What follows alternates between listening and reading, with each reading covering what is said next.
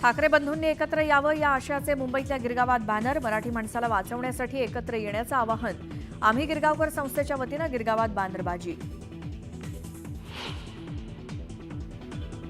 वाघ्या कुत्र्याचा पुतळा काढण्याची वेळ आली आहे. शिवरायांच्या समाधी शेजारी आपण दुसरी वास्तू कशी खपवून घेऊ शकतो? संभाजीराजेंचा सरकारला इशारा देत थेट सवाल.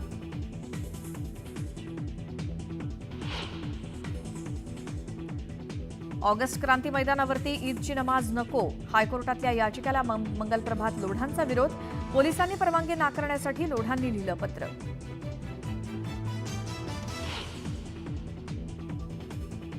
कल्याणच्या दुर्गाडी किल्ल्यावर हिंदूंना प्रार्थनेची परवानगी नाकारल्याच्या निषेधार्थ शिवसेनेकडनं घंटानाद आंदोलन. शिवसैनिकांची मोठी गर्दी. कल्याणच्या लाल चौकी परिसरात मोठा पोलीस बंदोबस्त. गडचिरोलीत कोट्यवधींचं बक्षीस असलेल्या 12 माओवाद्यांचं मुख्यमंत्र्यांसमक्ष आत्मसमर्पण. तर आत्मसमर्पण केलेल्या माओवाद्यांच्या लग्न सोहळ्याला मुख्यमंत्र्यांची उपस्थिती. पोलिसांचाही केला गौरव. मुख्यमंत्री देवेंद्र फडणवीस यांचा गडचिरोलीत मुक्काम. गडचिरोलीमध्ये मुक्काम करणारे देवेंद्र फडणवीस ठरले पहिले मुख्यमंत्री.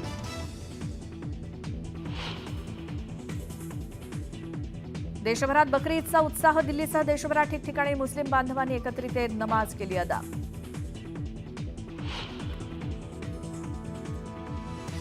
राज्यात पुन्हा एकदा पाऊस सक्रिय होण्याची शक्यता. हवामान खात्यानं वर्तवला अंदाज. उकाड्यानं हैराण झालेल्या नागरिकांना दिलासा मिळण्याची शक्यता.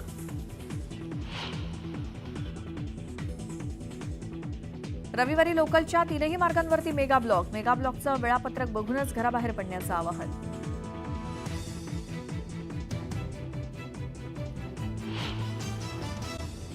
किल्ले रायगडावरील वादग्रस्त वाघ्या कुत्रा पुतळ्याचं अतिक्रमण पाडण्याकरता संभाजीराजे छत्रपती यांनी मुख्यमंत्री देवेंद्र फडणवीस यांना 1.5 महिन्यांपूर्वी पत्र लिहिलं होतं, पण त्यावर अद्याप कोणताही निर्णय घेण्यात आलेला नाहीये. आज शिवराज्याभिषेक सोहळ्यानिमित्त किल्ले रायगडावरील छत्रपती शिवाजी महाराजांच्या समाधी स्मारकाला अभिवादन काल करण्यात आलं आणि संभाजीराजे छत्रपती यांनी वाघ्या कुत्र्याच्या वादग्रस्त पुतळ्यासमोरच न्यूज 18 लोकमतच्या माध्यमातून राज्य सरकारला पुन्हा एकदा इशारा दिला. काल हा इशारा संभाजीराजे छत्रपती यांनी दिला. वाघ्या कुत्र्याचा पुतळा काढण्याची आता वेळ आलेली आहे. याच संदर्भात त्यांच्याशी एक्सक्लुझिव्ह संवाद साधला होता आमचे प्रतिनिधी उदय जाधव यांनी. महाराष्ट्राचा आराध्य दैवत छत्रपती शिवाजी महाराजांचा 352वा शिवराज्याभिषेक सोहळा मोठ्या दिमाखात किल्ले रायगडावरती साजरा झालेला आहे. आपण आहोत छत्रपती शिवाजी महाराजांच्या समाधीस्थळी. इथे छत्रपती संभाजीराजे आले. त्यांनी महाराजांना मानवंदना दिलेली आहे. सर्व शिवभक्त त्यांच्या सोबत आहेत. आपल्यासोबत संभाजीराजे छत्रपती. आपण थेट त्यांच्याशी बोलूया. सर्व शिवभक्तांची इच्छा आहे, ती इच्छा तुम्ही तुमच्या पत्राद्वारे मुख्यमंत्र्यांना सांगितलं होतं. तुम्ही आता याच ठिकाणी वाघ्या कुत्र्याची इथे पुतळा आहे, वादग्रस्त ठरलेला आहे. तुम्ही मागणी केली होती 31 मे पर्यंत याचा निर्णय निकाल लावावा. नाही, मी 31 मे म्हटली नव्हती. सरकारने तारीख त्यांची पॉलिसी ठरवली होती की अतिक्रमण 31 मे पर्यंत काढावे. माझं तर उलटं असं म्हणणं आहे की बऱ्याच पूर्वीच मला हा विषय घ्यायचा होता, पण मी तो विषय घेतला नाही. कारण का पहिल्यांदा आपण संवर्धन जतनचं रायगडचं काम करून दाखवू, लोकांना विश्वास दाखवू की आपण संवर्धन जतनचं काम करतोय. पण हे जे पात्र आहे हे एका दंतकथेतून राजसन्यास या नाटकातून तयार झालेलं आहे. जे राजसन्यास नाटक म्हणजे संभाजी महाराजांची बदनामी करणारं नाटक आहे. एकही पुरावा नाही आहे त्याचा, एकही इतिहासकार मग डाव्या आघाडीचं असून ते सेंटर आघाडीचं असून ते की उजव्या आघाडीचं असून ते कोणी म्हणत नाही की ह्याला ऑथेंटिसिटी आहे. म्हणजे ह्याच जागेवर जिथं आपण समाधीच्या ठिकाणी उभं बाबासाहेब पुरंदरेंनी सुद्धा सांगितलेलं आहे की ह्याचा काही हिस्टॉरिक एव्हिडन्स नाही. मग तुम्ही जयसिंगराव पवार सर घ्या, इंद्रित सावंत घ्या, हेंदळे घ्या, पांडुरंग बलकवडे घ्या, कुठला इतिहासकार नाही. हे सगळ्यांनी सांगितलं तिथं कुठलाही हिस्टॉरिक एव्हिडन्स नसलेलं हे पात्र मग का ठेवायचं. ते शिवाजी महाराजांच्या समाधीच्या बाजूला, आणि म्हणून तो मी विषय घेतला. तुकोजी होळकर महाराजांनी पैसे दिले, पण पैसे कशासाठी दिले? छत्रपती शिवाजी महाराजांच्या समाधीसाठी दिले. ते त्या तुम्ही जे नाव घेताय त्या कुत्र्याच्या समाधीसाठी दिले नाहीत. तुम्ही बदनामी करताय तुकोजी होळकर महाराज. तुकोजी होळकर महाराजांचं काय करायला पाहिजे? सोनेरी अक्षरात नाव इथं समाधीच्या बाजूला लिहायला पाहिजे की त्यावेळी जे मोजके लोक होते ज्यांनी शिवाजी महाराजांच्या समाधीला मदत केली, त्यामध्ये इंदोरचे तुकोजीराव होळकर महाराज होते. इतकं चांगलं मी सांगायला लागलोय. इथं दुसरा विषयच नाहीये. मग का आपण रडवलं? हे राजकारणाच्या पलीकडचा हा विषय, आणि मी तो झाल्याशिवाय काय बोलले ना, आज काही बोलत नाही. तुम्ही पत्रामध्ये एक महत्वाचा मुद्दा उपस्थित केला होता. 100 वर्षाचा जो काळ आहे तो पूर्ण होण्याआधी याच्या संदर्भात निकाल घेणं अत्यंत आवश्यक आहे, नाहीतर हे ऐतिहासिक वस्तूमध्ये गणलं जाईल. मग ती पुन्हा उत्खनन किंवा पाडणं हे अशक्य होऊन जाईल. 1936 पर्यंत ही वेळ आहे. कारण का 1936च्या अगोदर आपण जर काढला नाही तर ते मॉन्युमेंट प्रोटेक्टेड मॉन्युमेंट म्हणून येते, म्हणजे सुरक्षित स्थळ. 2036 हा, मी काहीतरी वेगळं काहीतरी बोलू वाटतं. 2036च्या अगोदर जर आपण नाही काढला तर ते सुरक्षित स्मारक म्हणून त्याची नोंद होते, आणि म्हणून आपल्याकडे वेळ आहे. हा, आणि माझी तर सगळ्यांना हे आहे की आपल्याला काय कायदा हातात घ्यायचा नाही, आपल्याला कायदा हातात घेऊन काही मोडतोड करायची नाही. ज्यांचा विरोध आहे आपण सगळेजण एकत्र बसून, शिवाजी महाराजांच्या पुढे तर काही नाही आहे. शिवाजी महाराजांनी ज्या ठिकाणी वारले, ज्या ठिकाणी त्यांना अग्नी देण्यात आली, त्या ठिकाणी दुसरं काहीतरी कसं पण खपून घेऊ शकते? कोणी नाही खपून घेऊ शकत. माझी तर सगळ्यांना एक मनापासून मुख्यमंत्र्यांनी पुढाकार घ्यावा. ज्यांचा विरोध आहे त्यांना बोलवा, सगळ्या इतिहासकारांना बोलवा, आम्ही सर्वजण येतो, एकदा चर्चा होऊन दे ना. काय चुकीचं बोलतोय? मी शिवाजी महाराजांच्या समाधीच्या बाजूला उभा आहे, त्यांची शपथ घेऊन मी सांगू इच्छितो, ह्याला कुठलाही एव्हिडन्स नाही. आणि एव्हिडन्स असताना राजकारण का करायचं आपण? शिवाजी महाराज जातीच्या पलीकडे आहेत, शिवाजी महाराज राजकारणाच्या पलीकडे आहेत. शिवाजी महाराज सर्वांचे अस्मिता आदर्श आहेत, आणि त्यांची प्रेरणा घेऊन आपण सर्व शिवभक्त जायला पाहिजे. जगभरातील लाखो करोडो शिवभक्तांची भावना तुम्ही पत्रामधून व्यक्त केलेली आहे, त्याला कायदेशीर तोडगा करण्यासाठी तुम्ही आता पुढे काय पाठपुरावा? कारण 9 तारीखला तिथीनुसार शिवराज्याभिषेक सोहळा होणार, जिथे मुख्यमंत्री दोन्ही उपमुख्यमंत्री येणार आहेत, त्यापर्यंत काय? नाही, सगळ्यांना मी मुख्यमंत्र्यांना सांगितलेलं आहे, तुम्ही एक समिती स्थापन करा. समिती स्थापन करून त्यात बरोबर मार्ग निघतो. तुम्ही घ्या पुढाकार, आम्ही येतो पुढं, पण वेळ आलेली आहे ते काढण्याची. धन्यवाद तुम्ही न्यूज 18 लोकशी बोलल्याबद्दल. तर आता वेळ आलेली आहे वादग्रस्त वाघ्या कुत्र्या याची जी पुतळा आहे ते काढायची, आणि त्या संदर्भात राज्य सरकार काय कायदेशीर मार्ग काढतं हे आता पाहावं लागेल. व्हिडिओ जर्नलिस्ट रमेश भटसह उदय जाधव, न्यूज 18 लोकमत, किल्ले, रायगड. आणि गावाकडच्या 50 बातम्यांकडे आता आपण वळतो आहोत. कल्याणीनगर अपघात प्रकरणामध्ये अल्पवयीन मोटर चालकासह त्याच्या मित्राच्या रक्ताचे नमुने बदलण्याकरता ससून रुग्णालयाच्या न्यायवैद्यक विभागाचा तत्कालीन प्रमुख डॉक्टर अजय तावरे हा मुख्य वैद्यकीय अधिकारी डॉक्टर श्रीहरी हाळनोर आणि सेवक अतुल घटकांबळे यांच्या संपर्कात होता, अशी माहिती सरकार पक्षाकडून न्यायालयात देण्यात आली. पुढची बातमी मेगा ब्लॉक संदर्भातली. विविध अभियांत्रिकी आणि देखभाल दुरुस्तीच्या कामांकरता मध्य रेल्वेच्या मुख्य आणि हार्बर तसंच पश्चिम रेल्वे मार्गावर रविवारी मेगा ब्लॉक घेतला जाणार आहे. मीरा रोड आणि भाईंदर दरम्यान मेट्रो 9च्या गर्डर लॉन्चिंग करता 3 दिवस रात्रकालीन ब्लॉक घेण्यात येणार आहे. राज्यात दिवसेंदिवस कोरोना रुग्णांच्या संख्येत वाढ होतीये. राज्यामध्ये शुक्रवारी 114 नवे रुग्ण सापडले, त्यामुळे रुग्णांची संख्या 1276 वर गेली आहे. तर मुंबईतील रुग्णांची संख्या 612 इतकी झाली आहे. कोरोनामुळे एका रुग्णाचा मृत्यू झाला आहे. अश्विनी बिद्रे हत्याकांडाचा निकाल लागून 1.5 महिना उलटलाय, तरी देखील त्यांची मुलगी सुची आणि तिचे वडील यांना आपल्या आईच्या मृत्यूचा दाखला मिळालेला नाही. मृत्यूच्या दाखल्याकरता कुटुंबियांनी कोल्हापूर जिल्ह्यातील हातकणंगले, पनवेल आणि मीरा भाईंदर पालिकांच्या आयुक्तांसह नवी मुंबई पोलिसांकडे सुद्धा अर्ज केलेला होता. या प्रकरणी उच्च न्यायालयाचा दरवाजा ठोठावणार असल्याचं अश्विनी यांचे पती राजू गोरे म्हणाले. जलसंधारण विभागाच्या 3 वर्ष वा त्यापेक्षा अधिक कालावधीपासून रखडलेल्या 197 कोटी रुपये खर्चाच्या 903 प्रशासकीय योजनांची मान्यता रद्द करण्यात आली. मुख्यमंत्री देवेंद्र फडणवीस यांच्या अध्यक्षतेखाली हा निर्णय घेण्यात आला. मुंबईतील गुन्हे शाखेत महत्त्वाच्या पदांवर काम केलेल्या 10 सहाय्यक पोलीस आयुक्तांची पुन्हा मुंबईत बदली करण्यात आली.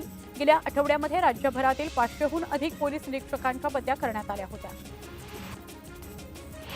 राज्य परिवहन महामंडळ आर्थिक संकटात असल्यानं सरकारच्या मदतीवर कारभार सुरू आहे. यामुळे महामंडळाला आर्थिक स्थैर्य आणण्याकरता आता जागांचं खासगीकरण करण्याचा घाट महामंडळानं घातला आहे. गेल्या काही दिवसांपासून वातावरणात सतत बदल होत आहेत. या बदलाचा फटका नागरिकांना बसतो आहे, त्यामुळे साथीचे आजार उद्भवण्याची शक्यता मोठी असते. अशा वेळी डेंग्यू, मलेरियासारखे साथरोग वाढण्याची शक्यता असल्यानं नागरिकांना काळजी घेण्याचं आवाहन करण्यात आलेलं आहे. मोबाईल टॉवरला एनओसी नाकारल्याच्या प्रकरणावरून उच्च न्यायालयानं एक महत्त्वाची टिप्पणी केली. अनाठायी भीती आणि चुकीच्या माहितीमुळे मोबाईल टॉवर्सना विरोध करता येणार नाही, असं उच्च न्यायालयानं म्हटलं आहे. राज्यातील जमिनींच्या व्यवहारामध्ये होणारी फसवणूक तसंच शेतकऱ्यांची मोठ्या प्रमाणात कामांकरता तलाठी आणि तहसीलदारांकडून होणारी अडवणूक टाळण्याकरता महसूल विभागाच्या बहुतांश सगळ्याच सेवा ऑनलाईन करण्यात येणार आहेत. एखाद्याच्या मालकीच्या जमिनीचा कुणी परस्पर व्यवहार करत असेल तर त्याचा संदेश संबंधित जमीन मालकाला देणारी व्यवस्था निर्माण केली जाणार आहे. पावसामुळे सुक्या मासळीचा व्यवसाय करणाऱ्या हजारो कोळी महिलांचं मोठं आर्थिक नुकसान झालं. परिणामी ओला दुष्काळ जाहीर करावा अशी मागणी मच्छीमारांकडून करण्यात येते. नवी मुंबईत रस्त्याच्या कडेला उभ्या केलेल्या 159 वाहनांवर कारवाई करण्यात आली. वाहतुकीत अडथळा होणाऱ्या वाहनांवर वाहतूक पोलिसांनी कारवाई केली. प्रवाशांची वाढती गर्दी लक्षात घेता मध्य रेल्वेच्या समन्वयानं कोकण रेल्वेनं मुंबई ते मडगाव दरम्यान एकमार्गी विशेष गाडी चालवण्याचा निर्णय घेतला. ती 14 जूनला एकदाच चालवली जाणार आहे. मुंबईमध्ये मुसळधार पावसामुळे झाडं कोसळून होणारे अपघात टाळण्याकरता पालिकेनं 95,209 झाडांच्या फांद्यांची छाटणी केली. याशिवाय खासगी आणि शासकीय जागेतील तब्बल 10,384 संस्था सोसायट्यांना वृक्ष छाटणीच्या नोटिसा दिल्याची माहिती पालिका उद्यान विभागानं दिली आहे. नवी दिल्लीमध्ये मे महिन्यात प्रवासी वाहनांच्या विक्रीत 3% घसरण झाल्याची माहिती शिखर संघटना फाडानं दिली आहे. छोट्या कारच्या विक्रीला सर्वाधिक फटका बसल्याचं दिसून आलं असून आगामी काळात या विक्रीत पुन्हा वाढ होण्याची शक्यता वर्तवण्यात आली आहे. मुंबई विमानतळाच्या टर्मिनल 2 इथून येत्या महिनाअखेर प्रीपेड रिक्षा सुरू होणार आहेत. याकरता आवश्यक त्या पायाभूत सुविधा, सॉफ्टवेअर आणि अन्य सुविधा उभारण्याचं काम सध्या सुरू आहे. आरबीआयनं रेपो रेट कमी करण्याबरोबरच कॅश रिझर्व्ह रेपो अर्थात CRR मध्ये कपात करण्याचा निर्णय घेतलाय. मध्यवर्ती बँकेनं अर्थव्यवस्थेमध्ये तरलता आणण्याकरता CRR मध्ये 100 बेसिस पॉईंट्सपर्यंत कपातीची घोषणा केली आहे. 1 मे पासून बेस्ट बसची तिकीट दरवाढ झाल्यानंतर मुंबईकरांनी त्याकडे पाठ फिरवल्याचं बघायला मिळतं. दरवाढ झाल्यानंतर महिन्याभरामध्ये बस प्रवाशांची संख्या 5 लाखांनी कमी झाली. मात्र बेस्टचा मासिक महसूल सरासरी 74 कोटी रुपयांनी वाढल्याची नोंद करण्यात आली आहे. बेस्ट बसची वाट पाहण्यापेक्षा जवळचे प्रवासी आता रिक्षा वा टॅक्सीनं प्रवास करू लागल्यानं प्रवासी संख्येवर परिणाम झाल्याचं समोर आलं आहे. पश्चिम रेल्वेवरील चर्चगेट स्थानकातील एका केक शॉपला पेस्ट्री स्टोरेज फ्रीजमध्ये शॉर्ट सर्किट झाल्यामुळे गुरुवारी आग लागली. या प्रकरणी आता पश्चिम रेल्वेनं आगीचं कारण शोधण्याकरता एक समिती स्थापन केली आहे. समितीमध्ये Indian railway catering and tourism corporation, पश्चिम रेल्वेचा ऑपरेटिंग कमर्शियल इलेक्ट्रिकल विभाग आणि रेल्वे प्रोटेक्शन फोर्स यांचा समावेश आहे. राज्यातील विविध 295 शिक्षण संस्थांची मान्यता राष्ट्रीय शिक्षक शिक्षण परिषदेनं रद्द केली. यामध्ये बहुसंख्य डीएड शिक्षण संस्थांचा समावेश आहे. या संस्थांनी कामगिरी मूल्यांकन अहवाल न दिल्यानं ही कारवाई करण्यात आली.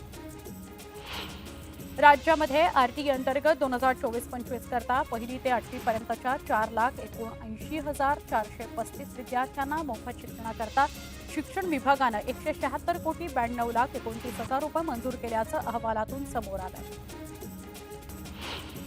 राज्यातील निवड वेतन श्रेणी आणि वरिष्ठ वेतन श्रेणीसाठीच्या शिक्षक मुख्याध्यापकांचं 2 जूनपासून प्रशिक्षण सुरू आहे. प्रशिक्षणावेळी शिक्षण विभागाची ऑनलाईन यंत्रणा काहीशी कोलमडलेली आहे. त्यामुळे मुंबई विभागामध्ये 50 पेक्षा अधिक शिक्षकांची उपस्थिती लागली नाही.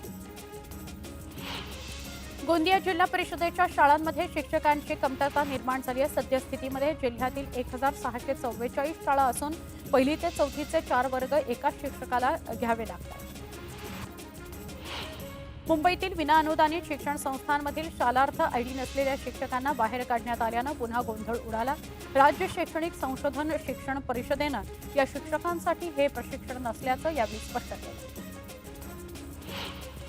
नीट पीजी 2025 परीक्षा 3 ऑगस्ट रोजी एका सत्रात आयोजित करण्याची परवानगी सर्वोच्च न्यायालयाने राष्ट्रीय परीक्षा बोर्डाला दिली आहे. नीट पीजी 2025 परीक्षा आयोजित करण्याकरता NVEला आणखी वेळ दिला जाणार नाही असं सर्वोच्च न्यायालयानं म्हटलं आहे. राज्य सामायिक प्रवेश परीक्षा कक्षामार्फत BBA, BCA, BBM, BMS या परीक्षा पुन्हा एकदा घेण्याचा निर्णय घेण्यात आला. या परीक्षेकरता विद्यार्थ्यांची नोंदणी अत्यल्प झाल्यानं कॉलेजांमधील जागा मोठ्या संख्येनं रिक्त राहणार आहेत. त्यामुळे आणखी विद्यार्थ्यांना प्रवेशाची संधी मिळावी या उद्देशानं ही परीक्षा पुन्हा घेतली जाणार आहे. 11वी प्रवेश प्रक्रियेमध्ये विद्यार्थ्यांना अर्ज ब्लॉक 2 भरण्याकरता 7 जूनला दुपारी 12:30 वाजेपर्यंत मुदत देण्यात आलेली आहे. त्यामुळे संबंधित विद्यार्थ्यांनी अर्ज भाग 2 मधील आपला पसंतीक्रम दिलेल्या मुदतीत लॉक करावा असं आवाहन माध्यमिक आणि उच्च माध्यमिक शिक्षण संचालनालयानं केलं आहे. व्यवसाय शिक्षण आणि प्रशिक्षण संचालनालयानं ITI प्रवेशाकरता 27 जूनपर्यंत मुदतवाढ दिली आहे. विद्यार्थ्यांकरता 6 जूनपासून चॅटबॉटचीही व्यवस्था सुरू करण्यात आलेली आहे. मुंबई शहरातील हेल्पलाईन क्रमांक शुक्रवारी काही काळ बंद असल्यामुळे हा निर्णय घेण्यात आला.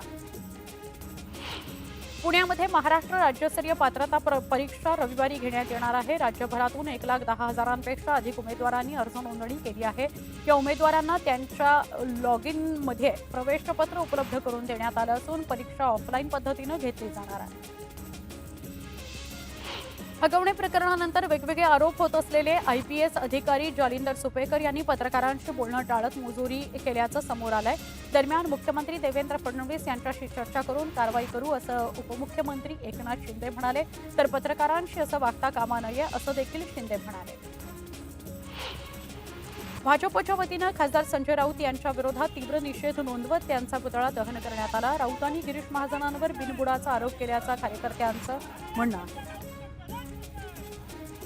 जळगावामध्ये उपमुख्यमंत्री एकनाथ शिंदेंनी लाडक्या बहिणीच्या पिंक रिक्षात बसून प्रवास केला. जळगावात उपमुख्यमंत्री एकनाथ शिंदे बसले यांचा लाडक्या बहिणीच्या पिंक रिक्षातून प्रवास झाला. उपमुख्यमंत्री एकनाथ शिंदे यांच्यासोबत रिक्षामध्ये मंत्री गुलाबराव पाटील आणि गिरीश महाजन सुद्धा उपस्थित होते.